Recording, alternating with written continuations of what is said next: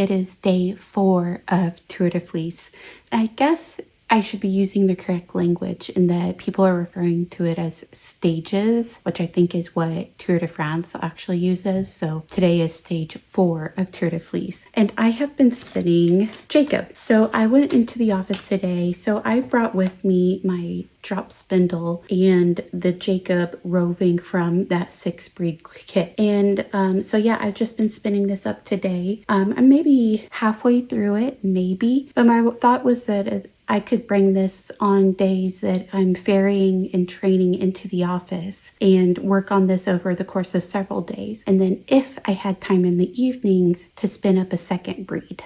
Maybe I could share a couple initial thoughts on the Jacob. I just don't have a lot of thoughts so far. It's spinning well. It's really down to the prep. It's commercially prepped. It's very nice. It doesn't have any VM in it. It's decently soft, not like super soft. I don't have a whole lot of thoughts on it. If I pull out a lock, I know some Jacob breeds can be dual coated. I don't know that this one is, and I'm not even sure if it's, all from one sheep. So it's a little hard to tell. When it comes to locks, I would say, again, hard to tell necessarily, but I think this is about a lock, so about maybe a hand's length. And I haven't dipped it in water, obviously, but I don't know if you can tell. There is decent crimp to it. And overall, I would just say it just seems like a very average wool, if that makes sense. It's not too coarse. It's not super soft. It's not super slick. It's not super crimpy. I don't know. It's just, if I were to say it's just an average wool, that's what I mean. It's just average. So, I like Jacob. I have a fond place for Jacob fleece, and only in the fact that it was the first ever fleece that I purchased, that I procured. I found an ad on Craigslist. I got it from a local shepherd. It was not a great fleece. It was terrible to process. It was definitely matted and cotted, and I spent a long time trying to work my way through that fleece, and it was terrible. And I learned a lot through it.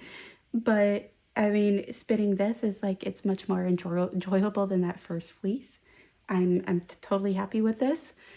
And I don't know. I just don't have a lot of thoughts. The spindle spinning's going fine. It's slow, but it's not terribly slow. I seem to be doing well. I will say it was fun on the ferry this morning.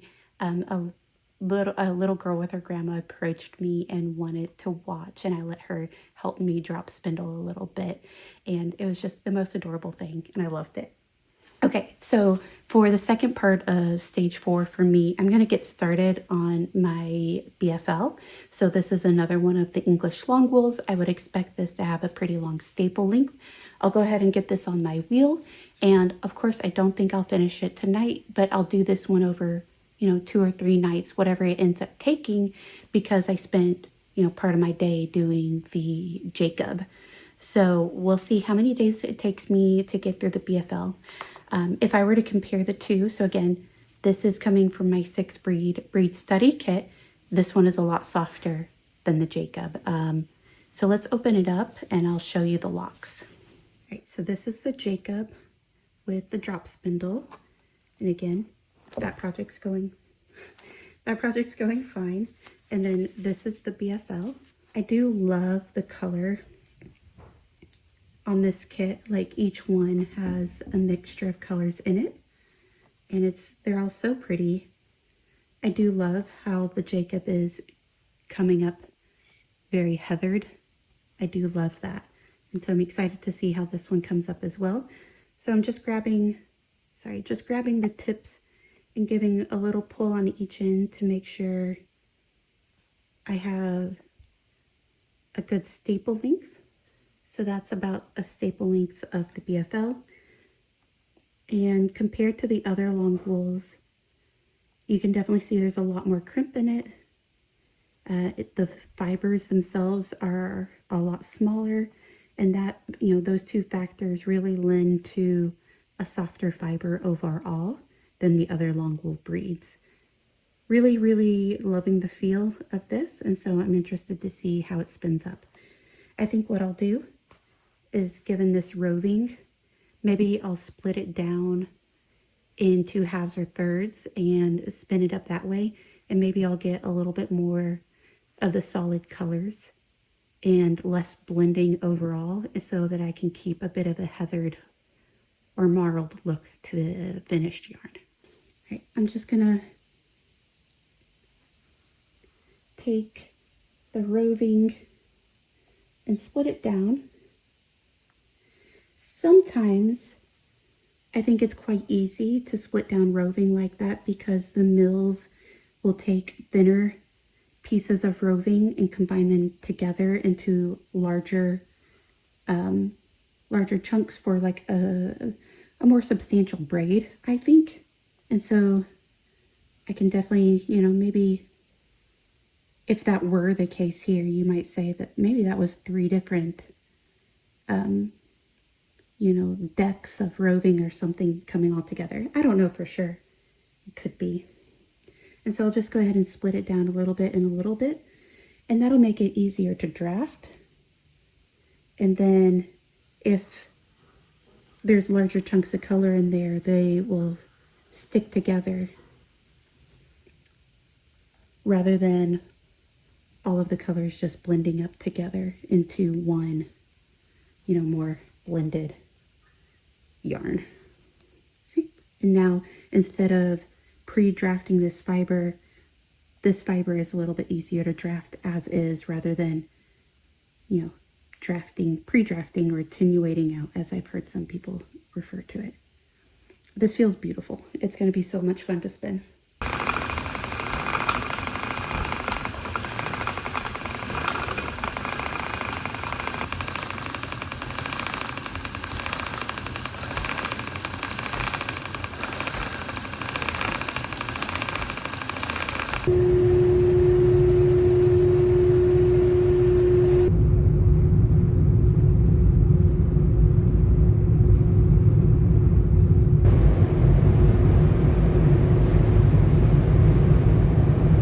Good morning, everyone. So today is stage 6, I think. So for the past 2 days, I have been spindle spinning this Jacob wool, and I think it's turning up very beautifully. I think the most interesting thing is the color. I did split down the roving so that I could have more of the heathered or marled look to it. So what I'd like to do is get this into a center pull ball, change out my bobbin, and go ahead and ply up this yarn. So I'll do the Jacob first. I might get back on the BFL around lunchtime, and then maybe later this evening I can start on my Romney. So if I were shooting for like a breed every day during Tour De Fleece, I am already starting to get behind, but that's okay. I had 16 or 17 breeds I want to get to, and I think there's 21 spinning days. And I think I'll get through it. I'm trying not to put too much pressure on myself to stick to the breed every day and just do what I can. So, I mean, I'm very happy that spindle spinning an ounce of Jacob only took me 2 days over my commuting time. Honestly, I thought it would take me longer. So I'm happy with that. And I'm really interested to see how this yarn plies up. Someone was licking my foot as I was trying to record.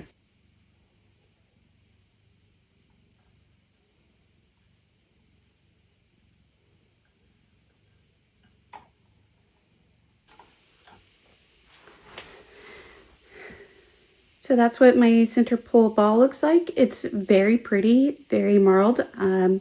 Yeah, let's get it plied up.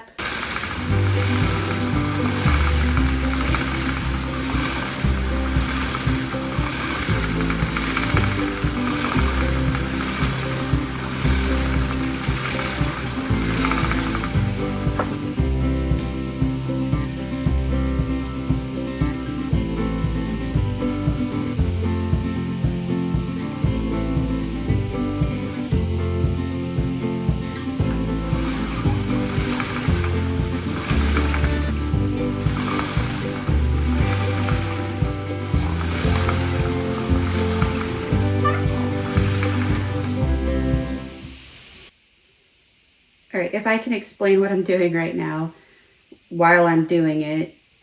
So there was a bit of a yarn barf that came out of my plying ball, and some of the twist has built up into the excess singles that came out, and so it's gotten pretty tangled up.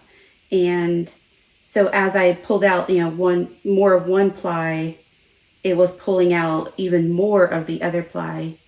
Okay, so that one just broke due to the excess twist. So I think I'm going to try to find that single and pull it out.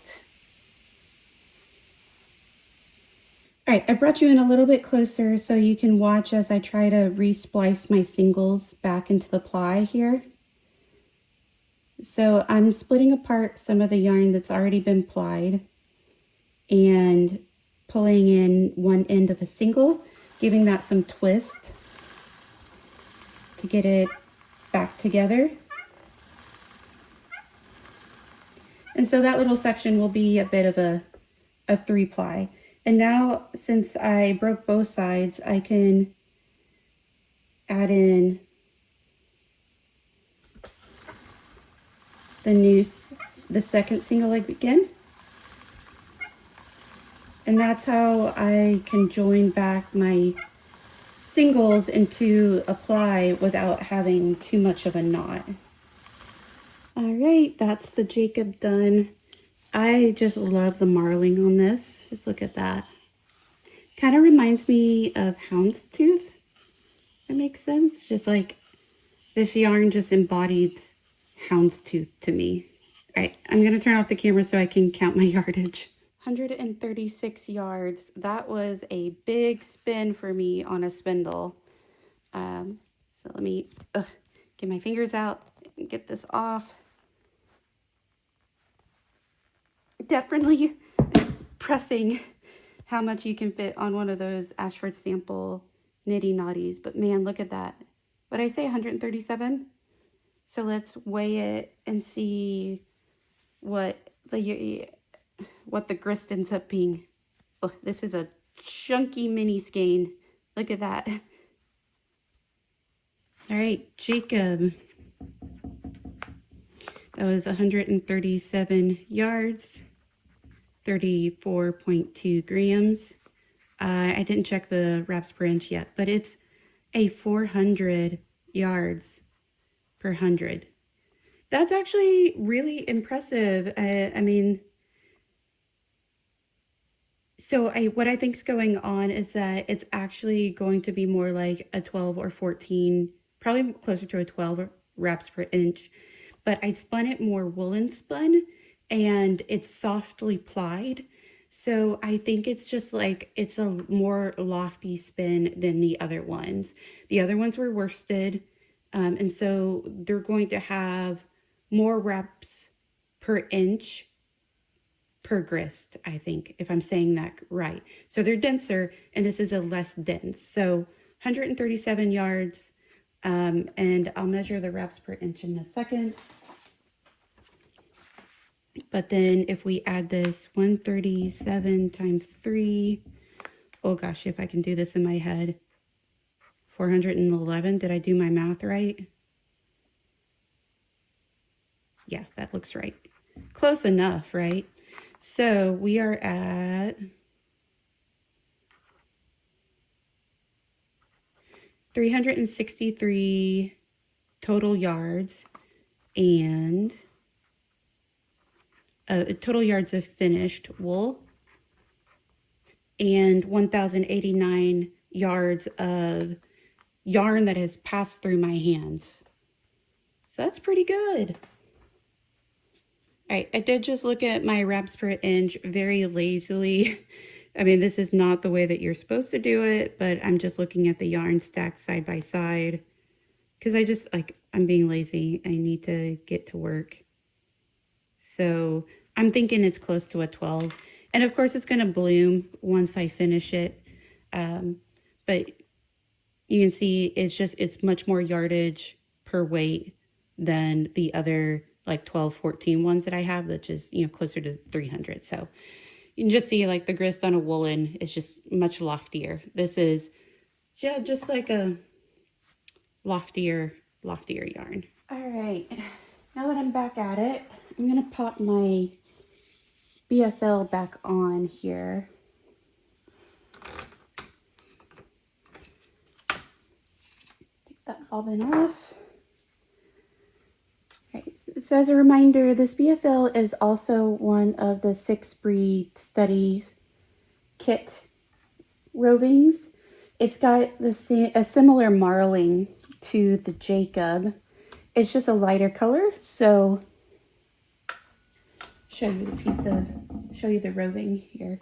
So yeah, like there's blends of whites and some browns in there. So a bit lighter. And now Lady Gray's trying to eat my snack.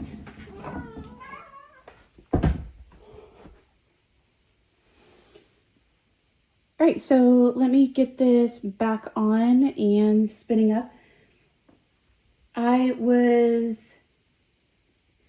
I'm spinning this more woolen spun, but given that it is a roving, it's not as lofty as like a true woolen.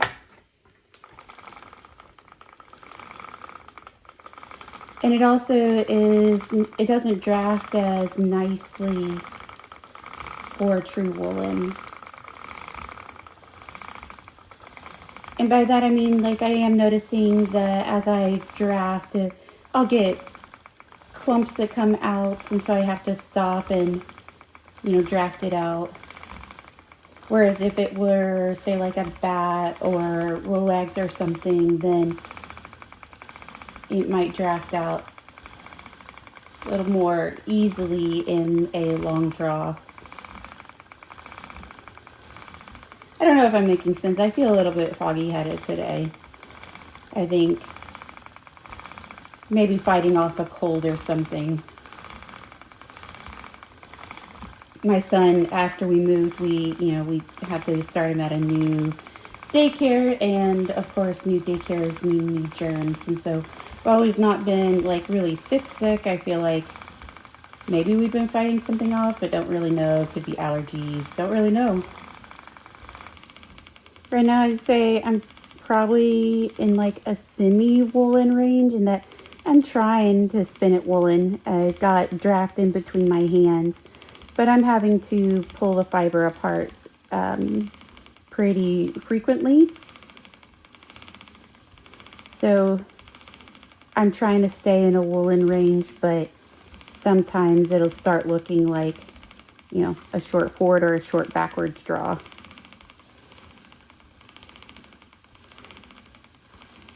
But the true gist here is that I'm allowing twist in between my hands. And so that traps the fibers into more of a twist as they enter the yarn, rather than a worsted, which does not allow twist into the drafting triangle. And so the fibers end up being much more parallel in the final yarn. But if you want to be a purist, then, this is not 100% true woolen spin. As I'm drafting, I'm trying to get the twist to pull out the fiber, but sometimes it doesn't pull enough out. Sometimes it pulls too much, so I try to draft that out. But it's definitely leading to inconsistencies in the yarn. I think that's what I was trying to get across earlier. If, it'd been more of a rolag or a bat or something that was more of a woolen prep, that using the twist to draw out fibers might be more consistent than drafting out from a comb topper roving. I think some of these darker brown fibers might be a little bit shorter too. I'm seeing some more slubs from the brown fibers than the white. All right, I've been spinning on this bobbin, and I just had the thought that maybe I will do 2 bobbins and then ply 2 bobbins together. I measured this out. This is about 18 grams. So if this were 1 ounce to start with, then this would be 10 grams and this would be 18-ish. But I feel like I've already spun more than 10 grams. Like, I've spun closer to this amount than half this amount, if that makes sense. So I'm going to pop on a new bobbin, spin this, and just see how it goes. But yeah, I want to say I'm closer to halfway done than the math works out to be. So I'm betting there's a little more than an ounce in this bump. So I'll switch out my bobbins, see how I fill them up. If I feel like I need to put on more fiber back on this one, I can always do that at the end. But let's do that. Let's do a second bobbin. Here are my 2 bobbins of blue-faced Leicester BFL. And I'm just going to apply these up in a 2-ply. The nice thing about my lace flyer, let me move you. The nice thing about this lace flyer is that normal bobbins, normal Ashford traditional bobbins fit on it. They just have smaller cores. So I can take these and get them plied onto this bobbin over here.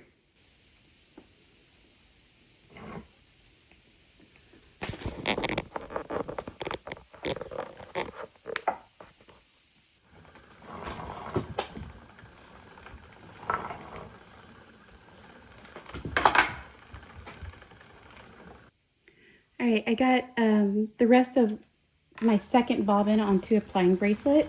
Somehow I still ended up with more on that second bobbin, but that's okay. I'm gonna get the rest of it spun up, plied up here. It's going pretty dang fast. I think my ply is gonna be pretty light, and that'll allow this BFL to really bloom and soften up in the finished yarn. All right, 159 yards on this one. It's another big skein. Definitely starts making it hard to get off the nitty knotty, but this one is gorgeous. It's really soft.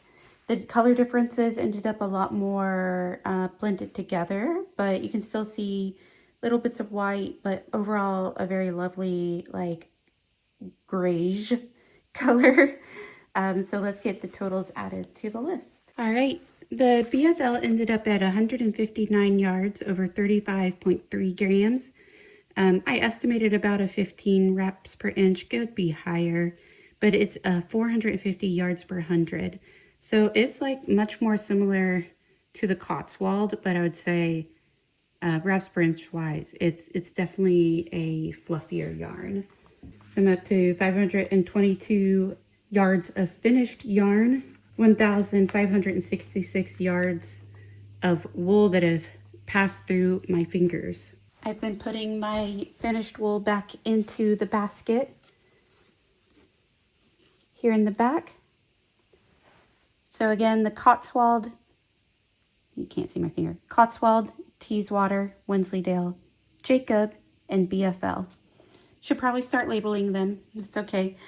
So up next, I'm going to be grabbing this Romney, and that'll take a lot of bulk out of my basket here.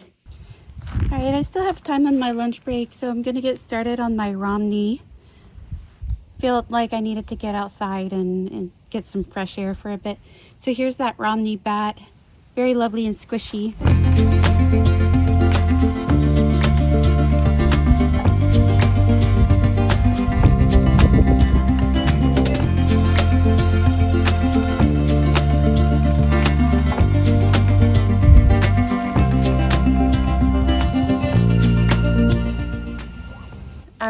I feel like this is going to be a thicker spin. I've been spinning pretty light, you know, just having this lace flyer. I feel like my default is going to be thin on this.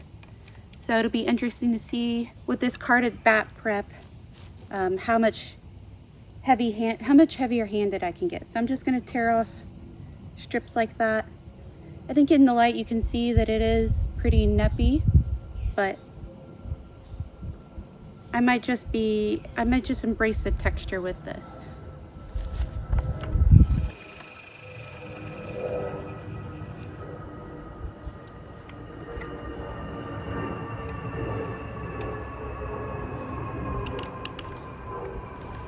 I might have mentioned when I was doing the prep for this is that this is one of the first fleeces that I ever purchased. Back in 2023, I went to a fiber festival and came home with a fleece. I had intended it to, you know, spin something for knitting my husband a sweater. And ultimately, he didn't really like the color, and since I have determined that it's just, he doesn't want a hand knit sweater. That's the gist of it. Definitely think I'm over twisting the singles here. I'm really trying to slow down my treadling and get more fiber drafted out. I think increasing my uptake should also help.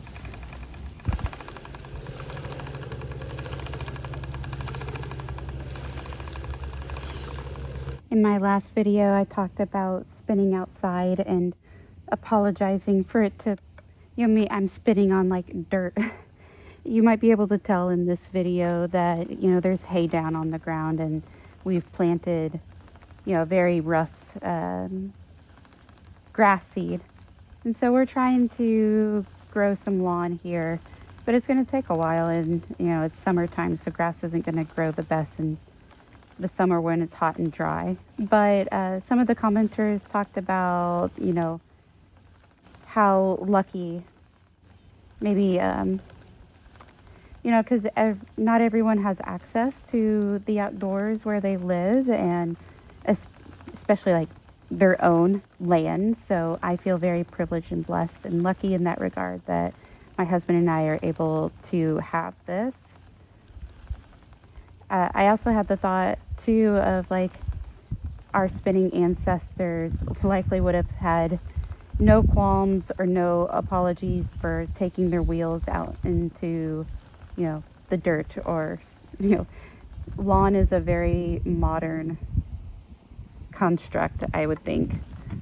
But I think specifically for my ancestors, my families are from the rural South, and the rural south of the United States, where they were very poor sharecroppers for many, many generations, and they likely had, dirt floors for generations. So, spinning inside or out, your wheel would have been on dirt regardless. So, it's a different way for me to think about it, rather than apologizing that, we just built our house, it's not ready, it's not YouTube aesthetic. I mean, again, so many of you were so like wonderful and gracious about how you enjoyed my content, and this Romney is spinning up really fast. I don't think I've been out more than 20 minutes now working on this Romney, and it is very rustic. That's same thing as I found when I spun it before from carded bats. The funny thing or interesting thing will be is that I know I've got 2 or 3 skeins of this Romney already spun up. I have not dug it out to see if I could like match what I spun before, but it would be interesting or useful at least if it did compare to what I had spun before, because I'd been holding that in my stash trying to find the right project for it, since my husband obviously did not want a hand knit sweater. I do need to try to add or supplement to what I have remaining. I think I only have 400 or 500 yards remaining of the Romney, so it's not even quite enough to be like a main body color. So yeah, if I get close enough on this grist here, then I can add to my total yardage that I have in my stash, and yeah, maybe I can make like a nice colorwork sweater out of it. I would like it. I think this Romney is, not as soft as it could be, but, it's definitely not as soft as like a merino or that Cormo that I've got, or even the Columbia Rambouillet. But it's decently soft. Like it'd be fine with like a long sleeve shirt underneath it. Not sure if you can see on camera that, this is going to be a very rustic woolen spun yarn. I'm letting a lot of the neps and slubs just go into the yarn, so it won't be a very smooth yarn. It'll just be very rustic and fluffy. Just caught myself like doing more of like the worsted spinning there when I was really trying to do woolen, so I'll get back to that.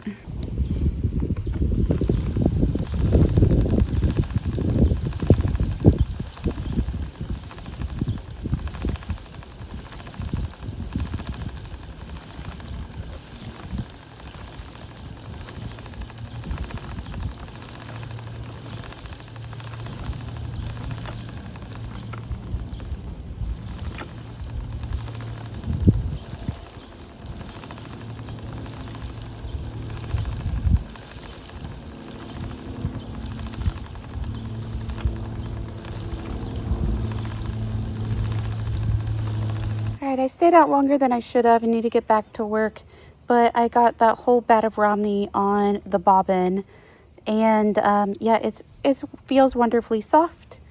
I'm excited to get it plied up later tonight, and we'll see how it might compare to my previous Romney. I just need to go find it in one of the mini boxes in my house. So I found my old Romney. What I had forgotten about this is that it's actually a chain plied 3-ply. There you go. So that's one of the plies. And I'm betting this bobbin, actually it might be pretty close. I might go ahead and chain ply this then, and then see how close I get to this that I previously spun. So Lady Grey was just doing this to my nitty knotty. Not happy about that.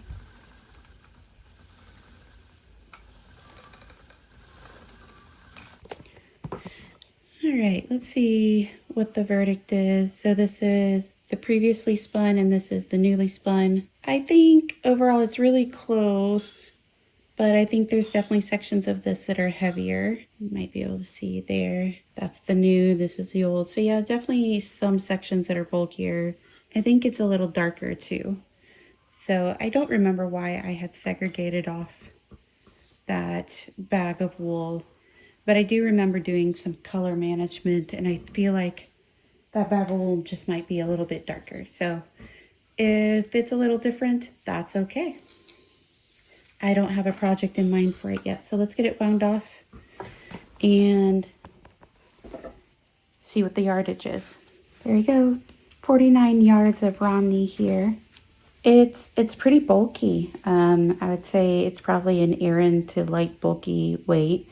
Wraps per inch probably around 7 or 8 here, and it's actually pretty soft. But yeah, compared against that, it is a little bit darker. You know, it could pass maybe in a project, like especially if it wasn't like side by side, like in a color work or something. All right, let's get the grist. Here are my totals so far. So Romney, 49 yards, 35.4 grams, 7 reps per inch.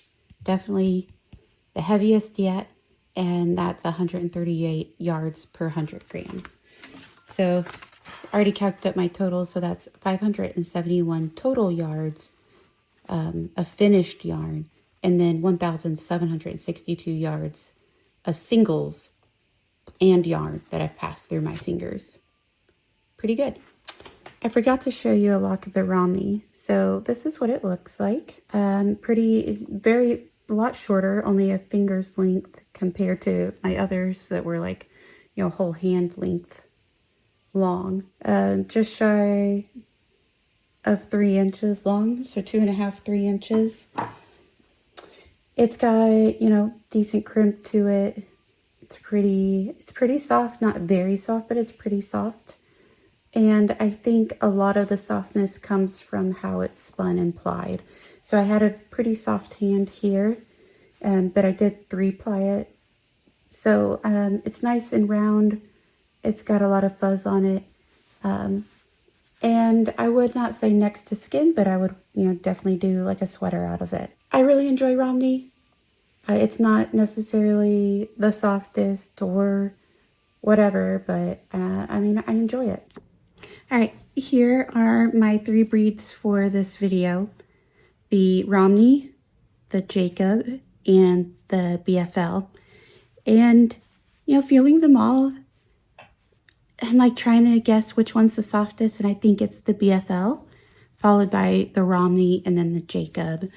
And I have noticed that depending on how moisturized my hands are, so like if they're rougher, the wool feels rougher because it catches on my hands, but if they're softer, the yarn feels softer. I think that makes sense. Right now, these all feel decently soft.